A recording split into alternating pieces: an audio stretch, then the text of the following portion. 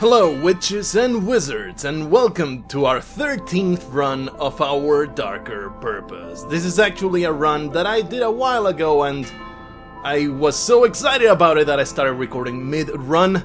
So through the magic of editing, we're going to start game, and I'll take you right to the point that I started recording. And so we jump into the run. This is the starting area, but not fade to black, and we are right before the fight.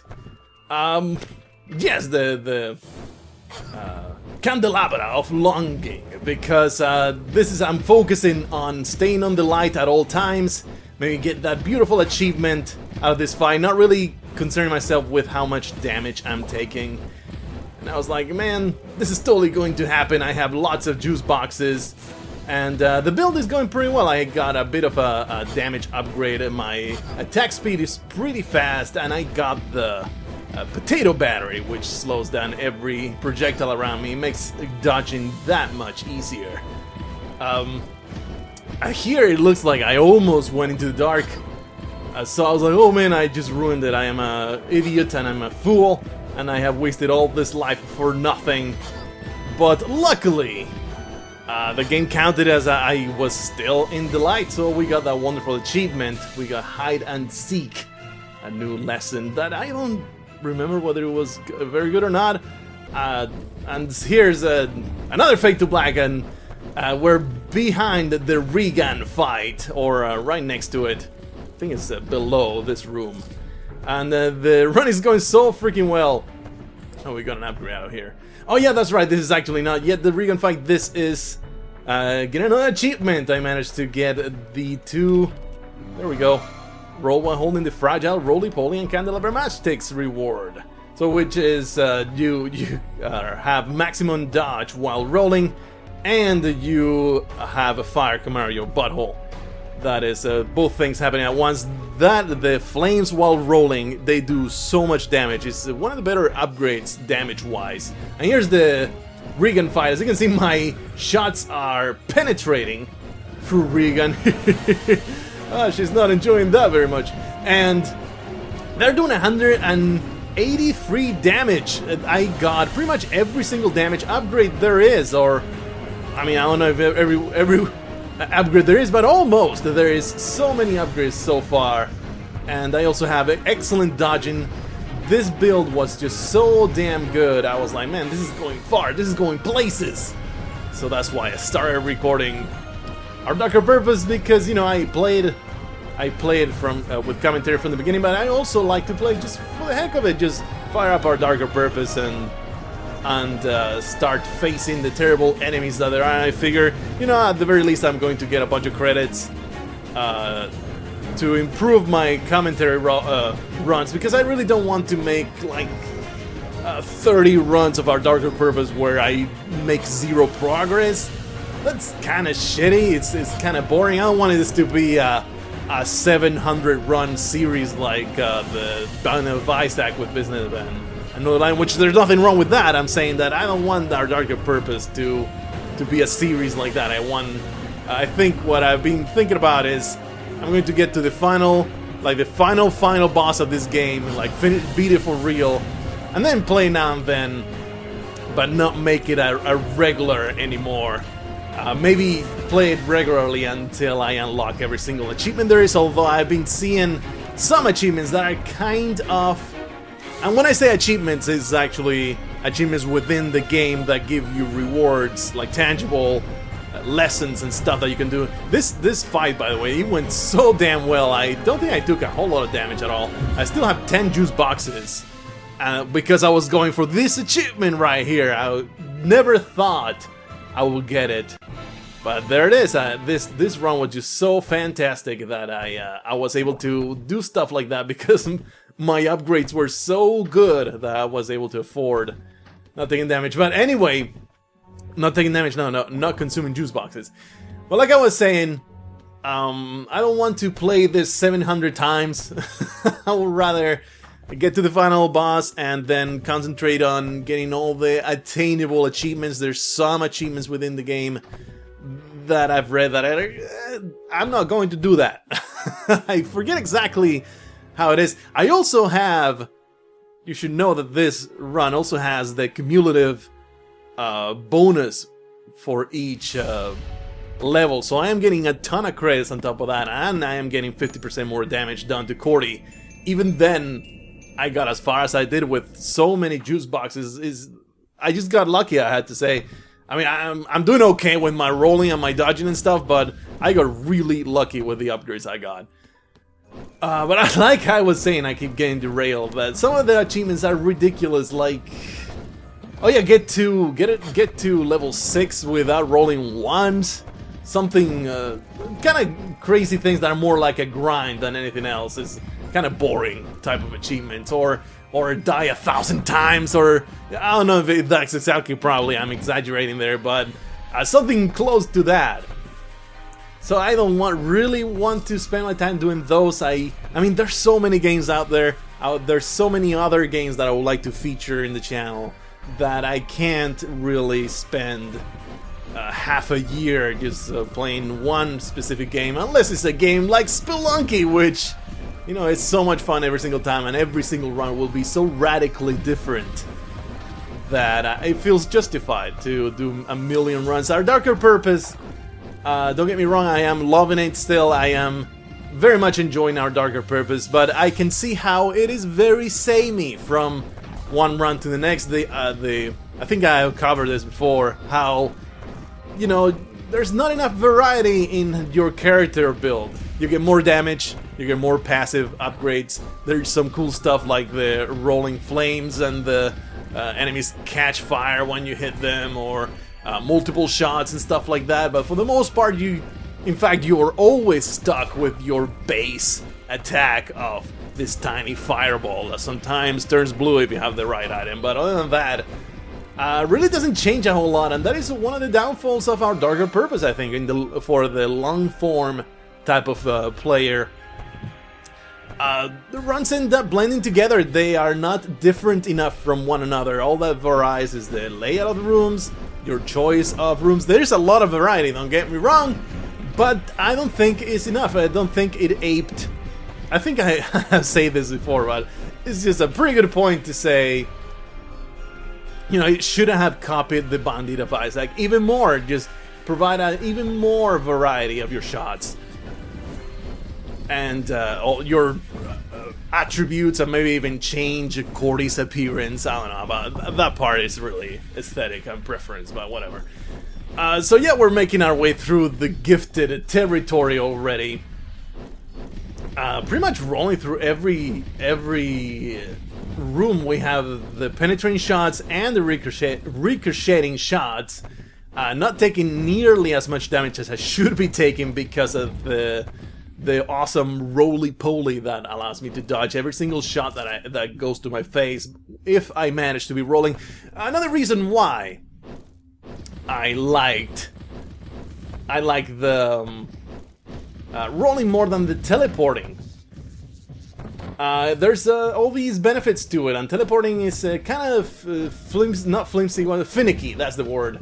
Teleporting around is kind of finicky. It's hard to control. You get caught in scenery, and I don't know, it's neat, but overall I will say rolling is the better mechanic to get through the game in one piece, really. Unfortunately, I do have the upgrade that scatters my shots around, so aiming is a bit of a problem, but it's really not that much of an issue when I have such a high attack speed. Really not that big a deal. The enemies here in the gifted floors, they start being quite the challenge, especially champions. They are super hard to kill without getting damaged. These guys, though, I like them quite a lot, as in I like facing them. They're really not that difficult, because as long as they're by themselves, there's nothing else super crazy going on, because their shots are really slow, they're easy to see. As long as you have a little bit of room to operate, you'll be okay. So just gathering money, going around these levels. Hopefully this guy dies. Oh yeah, he dies before he can damage me. See, that one was a pretty good dodging sequence there. Sometimes, man, sometimes I have good moves, unlike that spot right there. Luckily that roly-poly saved my ass. So let's just keep progressing through these rooms. Now these are really easy to avoid. The thing they have though, their shot, it doesn't land where you were at when they shoot it. It lands where you are at. Once it's falling down, it will track you exactly where you're at. They have some kind of premonition powers or something, because they can predict exactly where you will be after they fired their stupid shot. Assholes. Man, I'm just avoiding so much damage thanks to that dodge chance, which is maxed out, but it's not 100%. It is in fact something lower than that, and probably I could, wow. Probably I could check it. Survive for 10. What the hell? I totally forgot this room even existed. This is an awful room. Luckily, of course, that wonderful dodging ability. And the ability to slow down the items. We get Mephi's Wickedness, which increases gold or token gain by 25%. And I have quite a few tokens right now. I've been picking up a ton of them, so I'm very much looking forward to getting that vending machine, get the best out of it, get as much stuff out of it as I can. Probably will go for just upgrading the juice as much as I can, but I can probably afford everything that they would be for sale. These guys are also pretty easy to face, of course, as long as there is a viable room to dodge around, move, and there isn't a whole lot of other things going on. Really, it's the problem with enemies in the gifted room is when they combine and they synergize in a very difficult manner. Like if there were a whole bunch of thorn plants in this room, it would be quite the problem. If there were people with electricity, like these guys, that are super difficult to deal with. When they're all together like this, there's a lot of... luckily the cover kind of saves me, but not really. There's all these thorn plants as well. It's just really hard to kill these guys when all this stuff is going on. Luckily the cover pretty much saves my ass and throughout this entire fight. Otherwise, if this was an open room, I would just be in deep shit right now. Just completely screwed. Luckily, all that cover, which slowly gets eroded by these awful assholes with their stupid electricity. We leveled up. Probably going for the 10% attack speed and reduced cooldown of items at 20%, even though... Actually, the juice box. Yeah, I think I went for the... I just want more damage, man. I don't even care. Give me more damage right now.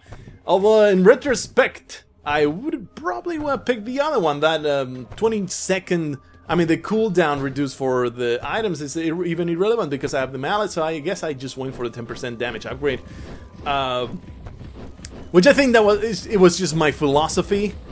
At the point of doing this run, it was like, I'm going to take every single damage upgrade, no matter how small.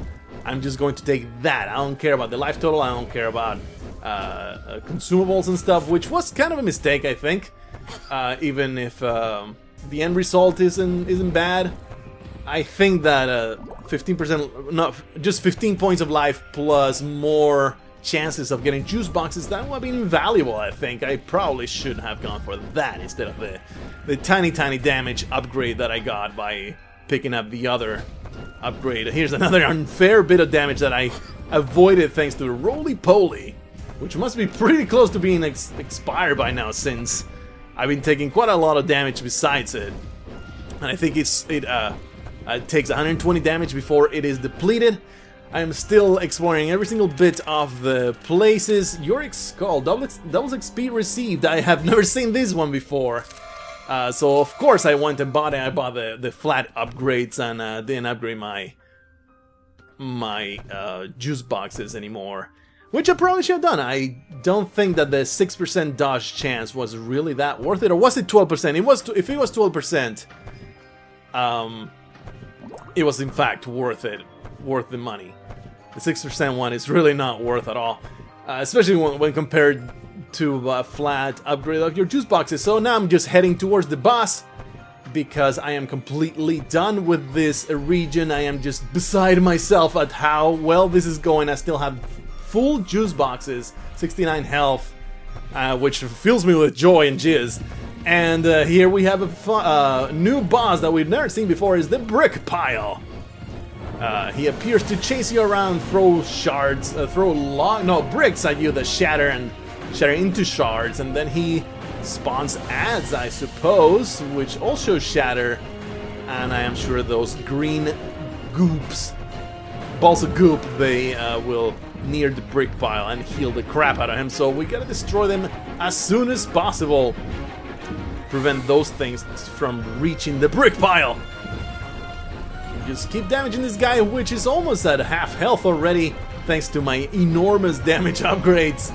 And overall, the impression of this boss really was, this was a pretty easy boss fight, especially for how late in the game you encounter this boss fight. I just felt, I'm definitely not complaining, because there's some boss fights in the gifted rooms that are just incredibly difficult. Point in case the terrible leafy overgrowth. I don't know if we've seen just yet, but this boss fight is definitely one of the easier, or the easiest boss fights there is. I think that was my first or my second time that I take damage. I think that my roly-poly is gone. Yep, I just checked. And there's no more roly-poly to go around, which I still really don't know what exactly it is. I think it's some apparatus that students use. I have no idea. As you might already know, I grew up in Spain, so I really don't know the names of things that 5th graders or whatever grade courtiers, tools that they will use. And if I know what it is, it will be in Spanish anyway, so I wouldn't have the first clue. But the brick pile has died. Really not that big a deal. I got maybe damage 4 points. And the achievement is to defeat the brick pile without any of the slime reaching it, which doesn't look terribly hard if I actually manage to aim those shots right, which I failed completely to do. I didn't want to go into the yeah, probably pick gluttonous here. That will be the safe choice. Or maybe I was like, oh, maybe I should go too small so that I just keep progressing faster. I don't know what kind of decision I took here, so I guess we'll find out. I think I'm actually reading all this stuff because I've never been this far before. Plenty of other reasonable explanations for the clanking sounds, occasional shrieks of steam engines. Even if this rumor faction does exist, it's hard to believe that its students favor blah blah blah blah blah. Decisions are hard, man. It's just hard to take decisions. Yes, this was the wise choice to go into Capulet territory, back to Capulet territory, much easier. And with a gluttonous floor, really prepares me for what might be coming later on. Very much the wise choice. I don't know why it took me so long to decide this, because really it was a no-brainer. I was probably, like I was mentioning, I was probably thinking, maybe I should go for the too small area so that I just get past whatever this awful floor might be as fast as I can, but I was like, I'm still doing okay, and Capulates are really not that hard, except unless you find a terrible room like this one, and with a champion, so that's even harder. This is one of the harder Capulet rooms that you can possibly encounter. Maybe if you discount the ones with the awful electric professors, the ones that shoot the dual-wielding dudes with electricity, that are a huge pain in the ass to teleport in and out. They are the most hardest boss, not boss, regular enemy that you can find in the Capulates area. But these guys, they come pretty close, and we got a new one, a scepter. It looks like +2 shots when not moving. This is pretty much the upgrade that made the run. If he wasn't already really good, that was an amazing upgrade that I've never found to this date again. So it must be pretty damn rare. I wish I would get it every single run, man. It just makes everything so much damn easier. And here I noticed that the guy goes straight into the wall. So here's the archivist boss fight between clothes, because it's a really easy fight. And I'm tempted for that apple, but the mallet is just doing so much damage. Here I just waltz right through to get this upgrade that was absolutely not worth it. Any kind of upgrades to the chalk clouds, man, I really don't care for it. Because you use chalk so seldom. This is something I've said before. I'll say again, chalk, really underused. Wish I could use it a lot more. Making our way through the Capulets area. Really not much of a challenge now with this giant damage upgrade I got. I mean, my damage basically just got multiplied by, I will say, 2. You are very... it's unreliable to hit those free shots on one enemy all the time. And many times you can't stand still, so effectively I will say it's just doubling your damage. Even then, it's just an amazing upgrade. It's the best upgrade in the game so far that I have found, at least.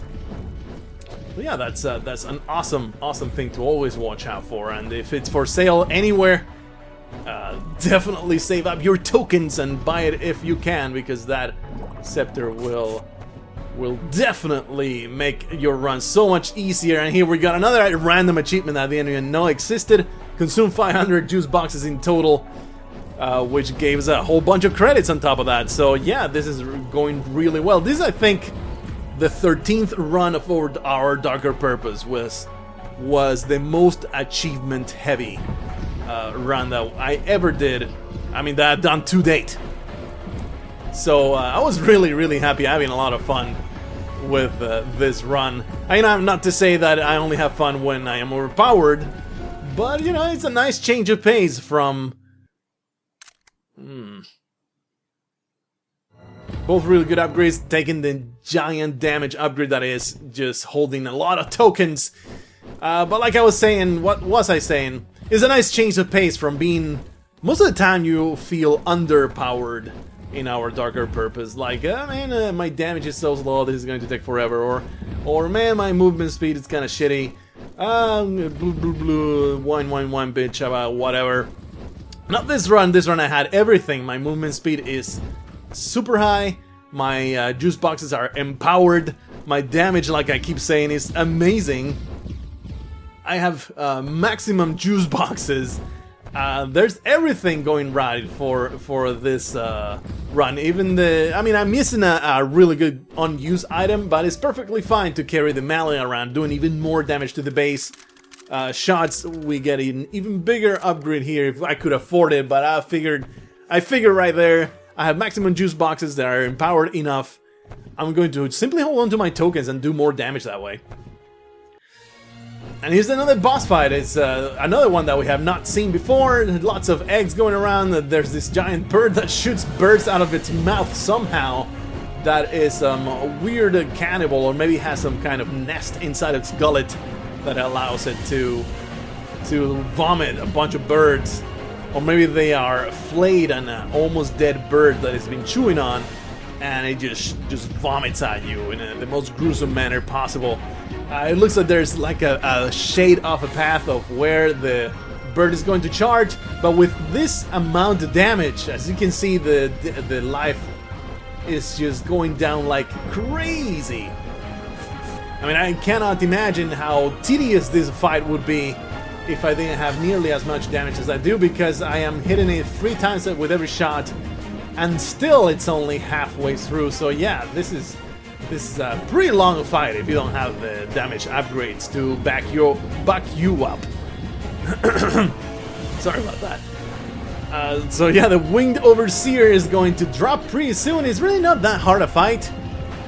You just gotta watch out where the bird is charging, or just watch out for where all the birds are spawning.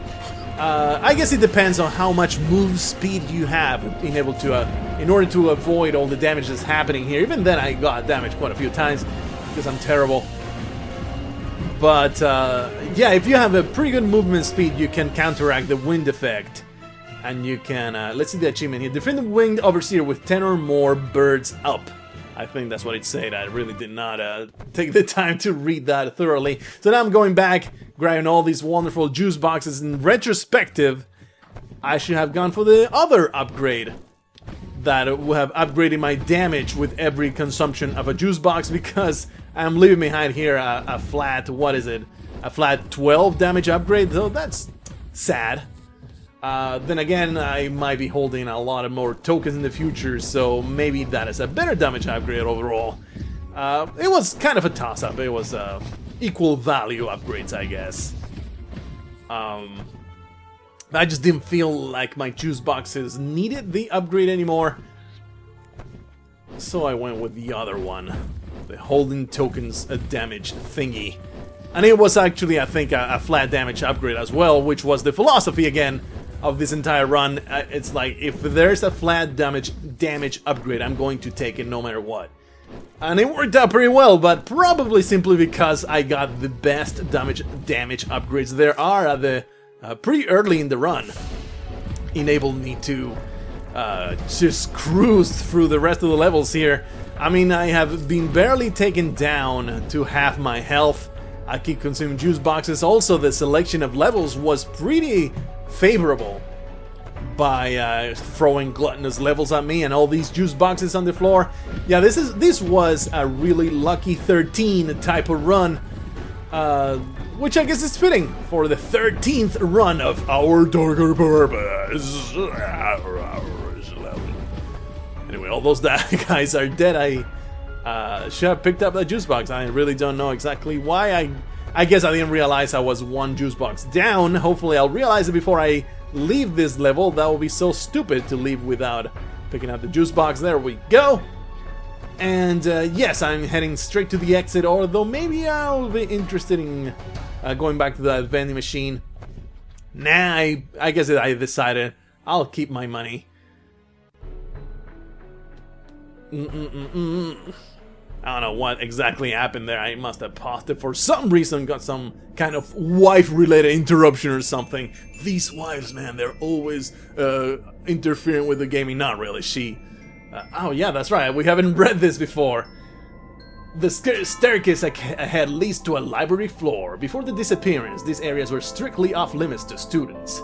It's said that the creaking bookcases above can rearrange themselves and that menacing things stroll through the stacks. Only one Edgewood student ever requested library books from her teachers. Apparently these requests were honored, doubtless due to unfortunate and outdated contractual requirements in the school charter. Inky liquids drip down the steps ahead, suggesting that your caring friends may be waiting for you. Perhaps they really did come here through a chalkboard accident of the Capulets, or maybe they were invited by a higher presence.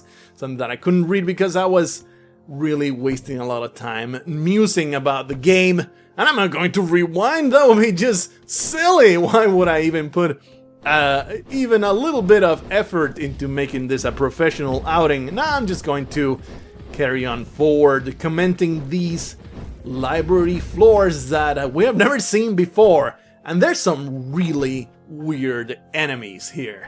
I very much liked the design of this entire floor. It's extremely weird, all sorts of magical things trying to kill you. There's all these monsters in the dark, and as you can see, the level is much darker than we are used to, so it's even much harder to see all the enemies that's happening. These shadowy types, they create a portal that shoots stuff at you. I don't know if you step on the portal you also get damage. I think you do. But the strategy here that I had was like, I'm just going to walk into these places and just spam my shots, no matter if I see an enemy or not. These guys, they will create this curtain of flame and it will just float all over the level in such a beautiful manner. It's quite breathtaking. Pretty cool, actually. I like these enemies quite a bit. They're really cool design, and you know, it's a bit of a shame that they happen so late, because a huge amount of the player base won't even get this far with our darker purpose. You know, it's the type of game that is so hard that getting this far is quite an achievement, and most of the players out there are like, yeah, it's good, but I'm tired of our darker purpose, I'm not going to play it anymore. They never get to see these levels. Quite a shame. Starting to get quite a bit more damage here, because these enemies are a lot harder to avoid. And not so these guys with the purple fire. but the other enemies, they are starting to be pretty difficult to avoid. And I do have the excuse, oh, I've never seen these enemies before, I have no idea how they even work. But other times that I've been here, they're still just as hard to avoid, so yeah. Those jumping dudes with the ice shards are particularly difficult to avoid. There's so much stuff happening here. I'm quite surprised that I take as little damage as I do. And the strategy pretty much is just flowing all over the room, shooting whatever I can as I pass by them. I'm not really standing any one place at one time, because otherwise all these shots are trying to chase me and destroy me. Hopefully I can kill that stupid Medusa there, or anemona, or what's the underwater I think it's anemona, right? I'm not entirely sure. That might be the Spanish word for it, though. Sea creatures that have many tentacles. There you go. Let's just call it Medusa. It's close enough. So these enemies happening here.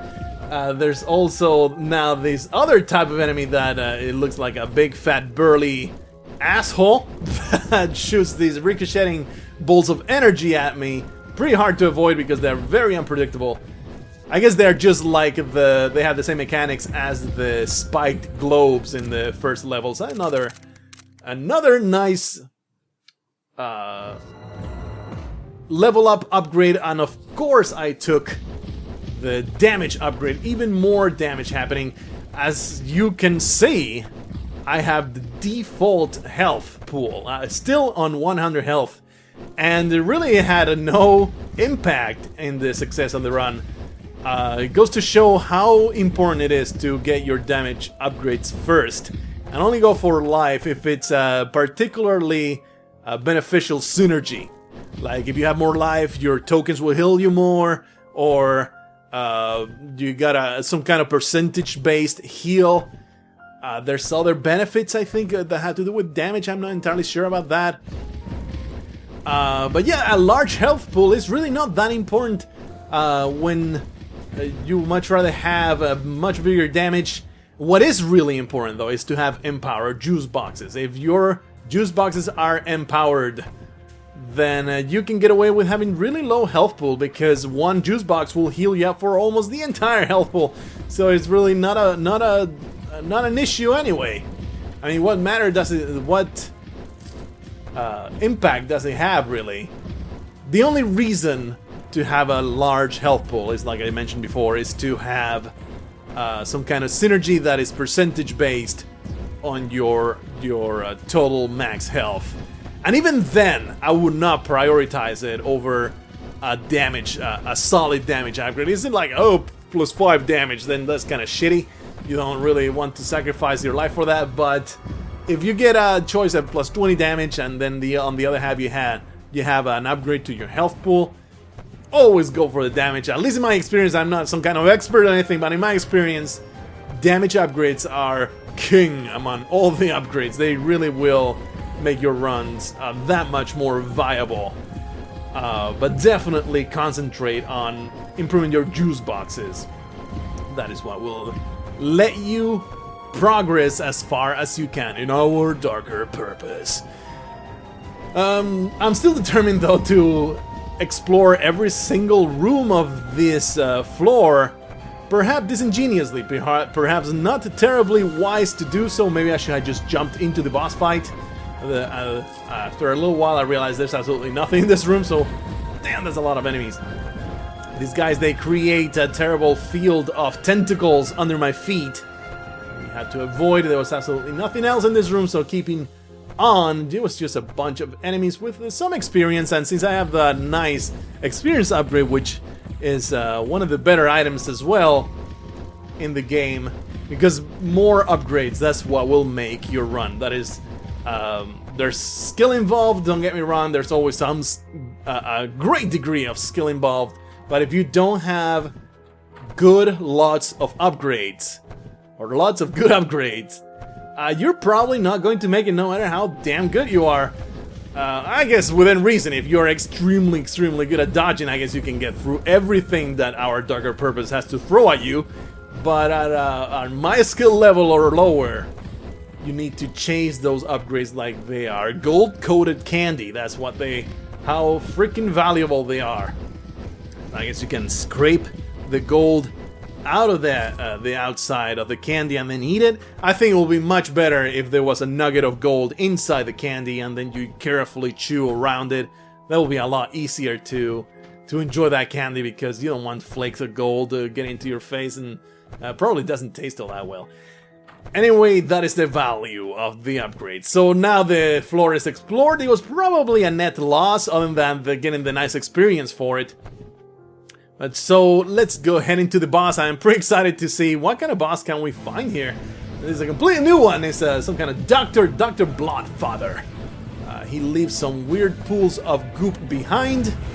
He seems to be some kind of a vampire who shoots bats at you. He's leaving all these goop behind him, which also shoots bats at you. Everything is bats all over the place, bats everywhere. They probably heal him anytime that you get damaged. I'm not entirely certain if that's the case. He does seem to turn into a giant bat. Maybe now is the time when he gets healed if I get hit. I do know that there was some kind of healing mechanic. I don't know exactly at which point it happens. Yeah, I could notice there. I don't think he gets healed in his humanoid form. But pretty tough fight. It takes some... If you don't have a pretty high move speed, you're pretty much screwed in this fight.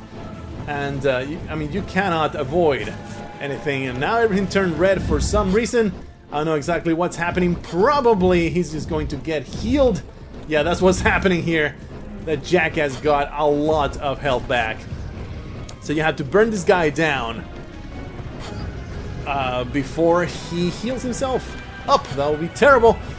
It's a pretty lengthy fight. If I didn't have all the damage that I'm doing, I would be stuck here forever. Already went through 3 juice boxes here. And pretty hard to avoid all the stuff floating around. I really should be more careful. Gotta kill all the bats before he heals himself. Come on, doctor. I'm going to prescribe you some death medicine. Oh man, that was super clever.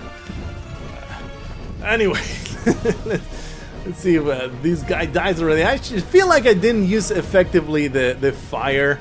The rolling fire. I focused a lot more on just getting out alive, not getting hit. I mean, I still got hit quite a lot in this fight, but once you learn the pattern, it's really not that hard to avoid all those damn bats. Sometimes, though, you get completely trapped like that. The cone of death that he shoots at you is pretty tough to avoid. But he's down. He's all good and done. Let's see what kind of defeat Dr. Bloodfather with less than 13 health. What? I don't think that's gonna happen at any point in the future because it's so damn hard to get here. There's no way I would want to risk my life. There's a staircase in front of you with a door at the top. It looks ominous. You have no idea how much damage you have done coming this high. Can you feel it in the bones of? Can you feel it in the bones on the school from the cracking of that echoes up from below the cellars, from the way that the building sways from side to side? You believe that you are capable of mercy, that you are only defending yourself. Instead, you are going to destroy us all. And you're going to hurt someone else, someone you've never met, very badly. You've always scared us more than the other two, initially because you were the worst. Now, because you've changed. Man, Cordy, she's the bad guy. Oh, she's the bad guy, which I'm totally fine with, really. Oh. And here I'm deciding which way to go. It's in yet another library floor. Oh, hey, we get a dumbass ghost to chase. So I guess I'm going to chase that guy. See if we can see where the hell he goes. I did not see him anywhere because it's so damn dark. I wish I had the item that increased the view radius. But alas, we are not equipped with that item. We just have a ton of damage. Oh yeah. So everything will perish to Cordy's might. Just clearing these rooms, they are starting to blend together, really. Just a bunch of enemies all over the place, and so it looks like the ghost actually went possibly either west or east, not up or down. So I guess I'm going to try to chase it. Should probably chase that wall. Oh yeah. Yeah, there's nothing there. So let's simply continue exploring this room, and by now I'm kind of considering maybe I should just jump into the boss fight right away and not try to explore these areas, because I really don't want to run out of my juice boxes, and things are starting to be a little grim here. If I get a lot of damage, I don't get good drops, I'm going to go into the boss fight with that much health to speak of. Especially since it's the juice boxes that are carrying me, it's not a high health pool or anything like that. If I don't have juice boxes, I'm done for. So I'm trying to find here the damn enemy that's still shooting things at me. It's right there. I think now it's dead. Oh no, it's another hit. Keep on going forward. Hopefully we can find a boss fight and just jump through. Although I don't know, maybe I'll explore it anyway because I'm so damn greedy I cannot help myself. And maybe there's a vending machine. In fact, I think that is what I did. I explored the place until I found a vending machine that maybe could save my ass by providing a whole bunch of juice boxes. Really starting to be in need of them. Getting pretty low on health, so gotta use up yet another one. A very open room with lots of projectiles flowing around. Pretty hard to avoid damage here. Anytime that there's no cover, it is quite the challenge to break even. Really tough to avoid damage in this room. So as you can see, I'm taking a ton of it. I'm just getting damaged left and right. Here's really when I'm realizing, you know what, I really should just make my way to the boss unless I want to just die in a regular room. That would be such a shame to throw away this wonderful run by just dying to regular enemies, which these guys, I don't think they even count as regular enemies. They're pretty supercharged, even though they are standard mooks. But they're damn hard to beat, and they take a lot of damage. A lot of damage. Only 3 juice boxes left. Ooh, but we get an upgrade. Yeah. We're going to go for the life upgrade, because otherwise I would get a damage decrease, and that is anathema to the future of this run. I think by now, by the time that upgrade happened, I had taken every single damage upgrade there is, so I was forced into the choice of 2 life-related upgrades. One of which was really a downgrade. I really don't see getting more juice boxes as worth it when the price is 20% or no, 20 points less. Was it move speed? I think it was move speed. Absolutely not worth it unless you somehow overloaded in move speed and you have more than you could possibly need. That's the only time that I will pick that upgrade. Still looking for that memory room. Hopefully I found it. Here's the vending machine, hopefully. Yeah, I think I chose. Oh yeah, I'm going to pass on this piece of crap. The Federal Crisis is kind of shitty. Give me all the juice boxes, please. Yes, give me all of them. Oh yeah. I'm so damn thirsty. In fact, I am really thirsty. So let's watch the video in silence while I take a gulp.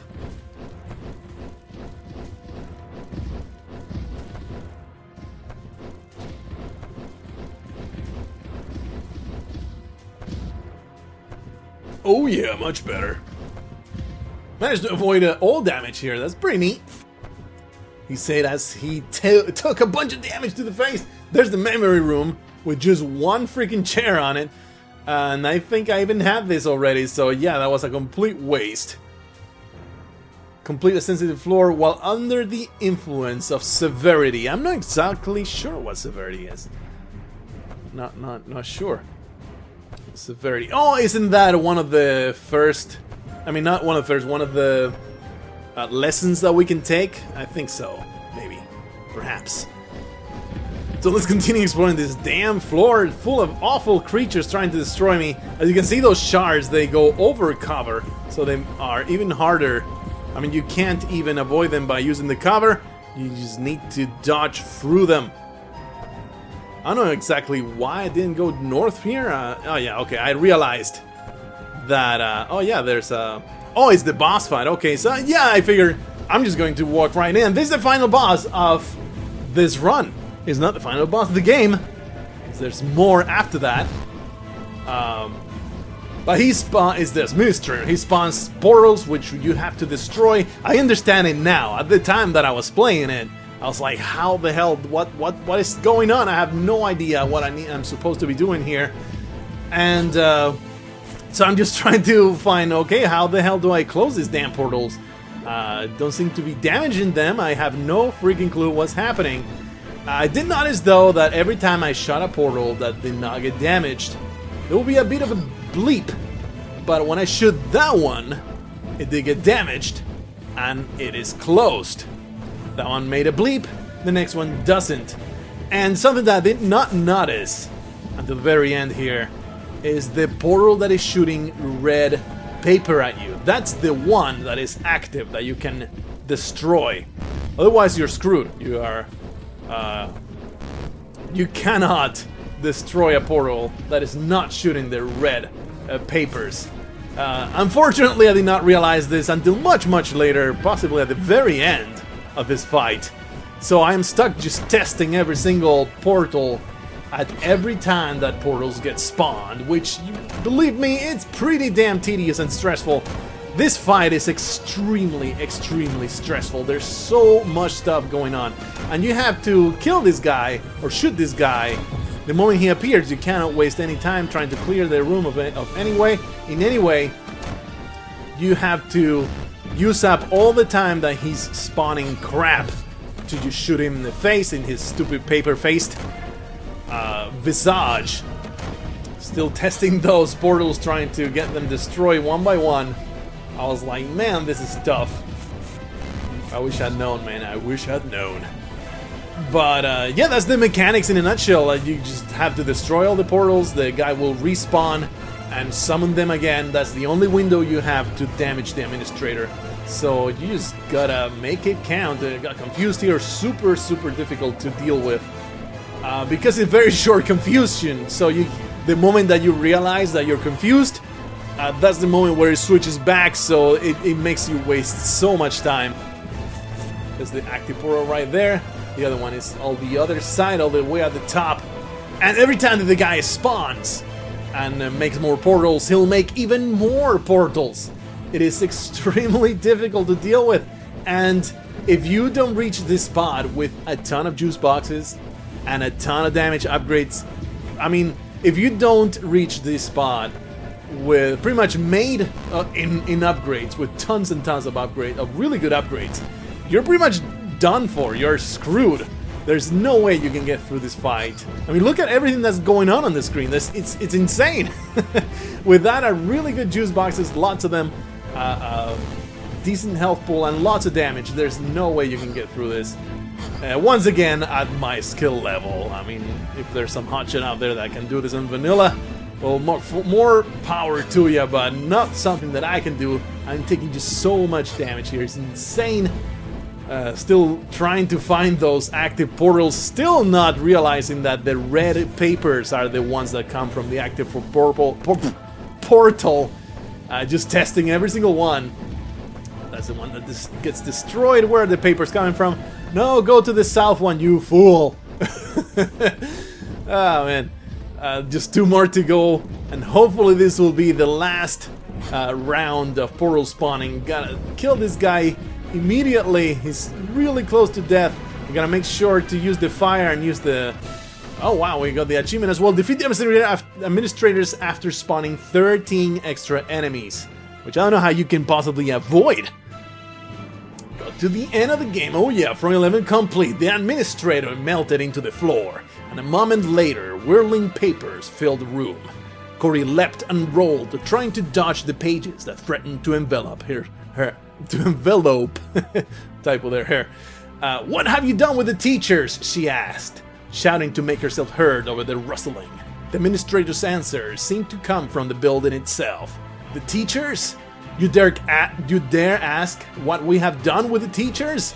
Now books were detaching themselves from the wall. A heavy volume caught Cordy in the shoulder, almost knocking her down. We have no idea what happened to them, the voice said. Something destroyed them and ruined us all. They are similar to us and with the same responsibility. One task that they accomplished through kindness and we accomplished through fear, which is to Cordy didn't hear the administrator was going to say, however, because I ran out of time to read whatever was happening. Nevertheless, something absolutely terrible happened to Cordy and she died, and soon she will respawn at the very beginning of the Edgewood resort for troubled children. So we got a bunch of periods, we got a bunch of new things here thanks to all the wondrous credits. 841 credits, that's a ton of credits, oh yeah! But anyway, that was run 13, that was a blast, that was amazing. I am so surprised I actually got that far. We're trying to replicate the results of that run in the next one. But until then, I bid you farewell.